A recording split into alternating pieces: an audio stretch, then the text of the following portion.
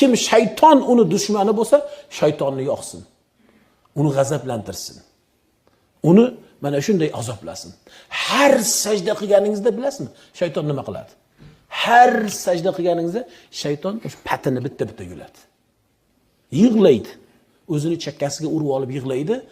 Meni holimga voy deydi.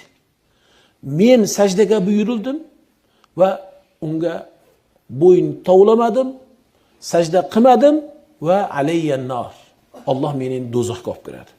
Ammo inson bolasi sajdaga buyurildi, sajda qildi, falahul jannat, endi unga jannat deydi. Mana shu tuyg'ularda bo'ling. Sajdaning demak hikmati shu ekan. Alloh subhanahu va taolo bizni buyurganligiga shukr qilib va shaytonni yana g'azabga keltirib, biz Allohga sen shunchalik bizni sajdaga buyuribsan ey Robbimiz, biz bir emas, balkim 2 sajdani senga qilamiz.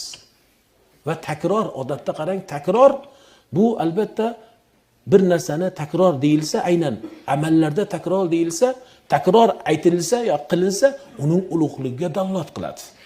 Alloh demak rukudan ham sajdani yaxshi ko'rdiki, bizni o'z 2 sajdaga har namozimizda buyurdi. Shu sababdan rukudan ulug' deyiladi sajdani. Tushunyapsizmi? Shu sababdan sajdamiz bor-ku, rukudan ulug'.